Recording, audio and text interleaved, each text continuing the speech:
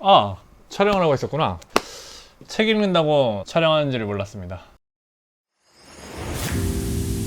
책? 호흡과도 같은 거? 숨결? 책이 없는 삶은 상상할 수가 없죠. 마음의 양식? 하루라도 책을 안 읽으면은 입안에 가시가 책을 안 읽는다? 상상할 수 없어요. 책은 저에게 그런 존재입니다. 책 읽기 참 좋은 계절이에요. 파란 하늘, 내리쬐는 따뜻한 햇살. 어느 날 저한테 부탁이 왔어요. 책을 하나 냈는데 홍보 영상을 좀 찍어줄 수 있겠느냐. 저는 흔쾌히 알겠다고 했죠. 그래서 오늘 책을 한 권 준비했습니다. 네, 안녕하세요, 정청입니다. 네, 제가 책을 원래 좋아합니다. 책 없이는 살 수가 없고요. 아무튼 책 소개, 책 리뷰 영상을 하나 부탁을 받았습니다. 제목은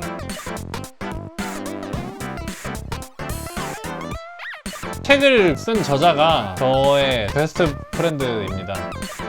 네, 베스트 프렌드인데 그 친구가 책을 틈틈이 써가지고, 원래 책 관련된 일을 하는 친구는 아닌데 광고 마케팅 쪽 업무를 하는 친구거든요. 근데 그 친구가 틈틈이 자신의 업무 노하우, 업계 노하우, 이거 누설하면 안 되는 거 아니야?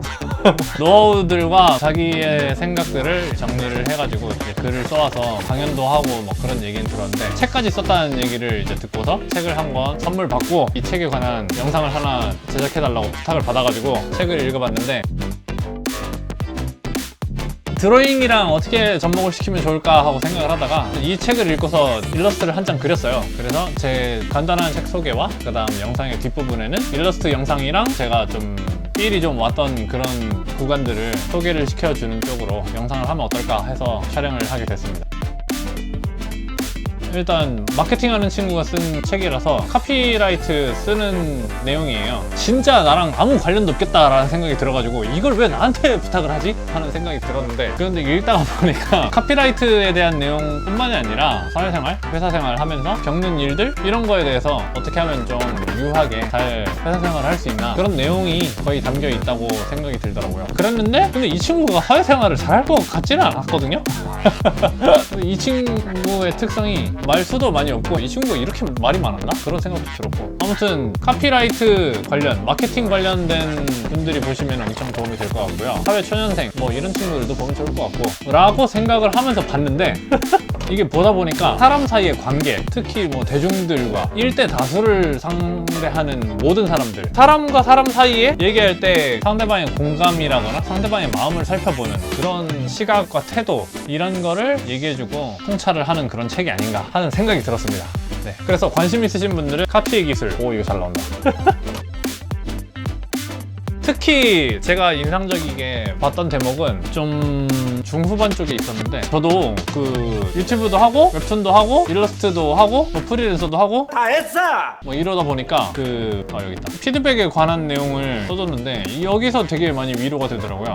피드백의 유형이 세 가지: 칭찬, 조언, 그리고 평가. 이렇게 얘가 정리를 해줘가지고 이 작가가 정리를 해줘가지고 오 맞는 것 같다 라고 생각했는데, 피드백을 받는 태도 이런 것도 좋았고요. 제가 멘탈이 막 되게 막 강하고 그런 스타일은 아니라 가지고 피드백을 받으면 항상 이게 신경도 많이 쓰이고 생각도 많이 하거든요. 얘기를 해준 사람은 큰 의미로 한 얘기는 아닌데 오랫동안 생각이 남고 상처를 받는다거나, 아니면 이걸 안 들으면 큰일 나는 거 아닌가? 그런 생각이 들 때도 있고. 그런데 이 친구가 무시해도 되는 세 가지 피드백 유형을 알려줬어요. 그래서 이 무시해도 되는구나. 이 작가 성격이 딱 FM 같은 성격이라서 긴 건 기고 아니면 아니고 뭐 이런 성격이거든요. 그러다 보니까 세 가지 유형을 알려줬는데, 인격을 공격하는 피드백, 그리고 뭐 협박, 경고, 이건 당연한 얘기인데 가장 제가 공감이 됐던 거는 원하지 않는 주제로 피드백을 할 때, 그러니까 내가 물었던 거에 대해서 피드백을 줘야 되는데 내가 물었는데 다른 피드백이 오는 거, 이거에 대해서 저는 좀 과다하게 신경을 쓰지 않았나 하는 생각이 들더라고요. 그래서 이 내용이 저는 인상이 깊었습니다.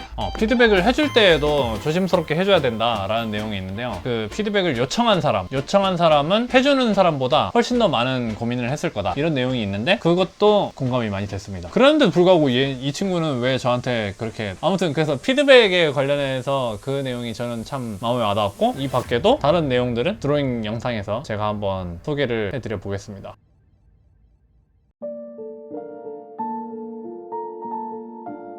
문장의 효과와 의미. 우리는 무지개를 7가지 색으로 보지만 무지개 색수는 문화권마다 다르다. 우리의 경우 조선시대 때 기본색이 흑, 백, 청, 홍, 황 이었기 때문에 이 5가지 색으로 무지개를 바라봤다. 미국은 무지개를 빨주, 노초, 파, 보 6가지 색으로 본다. 남색이 빠진 이유는 미주권에서 파란색과 남색을 같은 색으로 보는 문화 때문이라는 주장이 있다. 아프리카에서는 무지개색을 빨강과 검정 2가지 색으로만 본다고 한다. 무지개색을 컴퓨터 프리즘으로 분광하면 7가지가 아니라 최대 207가지 색이 나온다. 흔히 아는 만큼 보인다고 하는데 무지개색도 우리가 인식할 수 있는 만큼 색을 구분할 수 있다. 인간에게 할 수 있음은 암과 연결된다. 우리는 할 수 있는 것을 하지 못하는 것보다 더 잘 안다. 어쩌면 이 세계와 맞닥뜨리며 풍부한 삶을 산다는 것은 할 수 있음의 리스트를 쌓아가는 일일지도 모른다. 할 수 있음은 이 세계와 접촉하는 몸의 감각을 넓히고 그 넓어진 감각은 이 세계의 또 다른 지식으로 안내한다.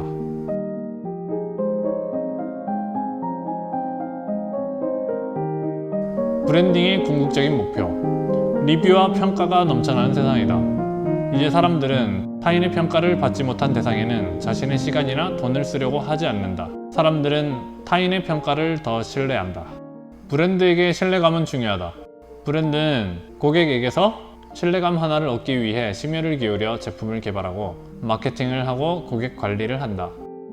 브랜딩의 궁극적인 목표는 결국 신뢰감이라는 키워드로 요약할 수 있다.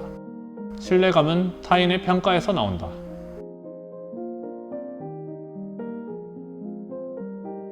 피드백을 요청하는 사람은 나보다 훨씬 더 이 문제를 깊이 고민했다. 제대로 된 피드백을 주려면 그 고민의 깊이와 얼추 비슷해야 한다. 하지만 피드백을 주는 제3자는 상대적으로 고민의 깊이가 얕을 수밖에 없고 결과물의 전후 맥락도 모른다. 그 상태에서는 피드백 주기가 조심스럽다.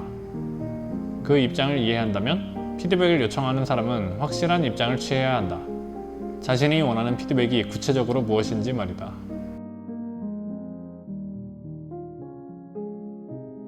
결과는 사실 인간이 편의상 만든 허구의 개념이다. 인생사의 결과는 없다. 단지 우리는 편의상 결과 지점을 상정하고 살 뿐이다.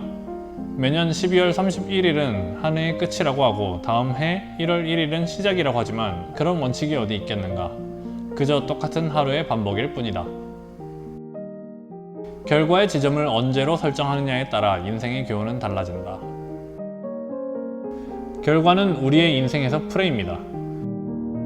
시작과 끝의 프레임을 어디서부터 어디까지로 설정하느냐에 따라 우리가 삶을 바라보는 관점과 태도는 달라진다. 이 책을 보는 모든 독자가 자신만의 인생이라는 경기에서 선수이자 심판이었으면 하는 바람이다.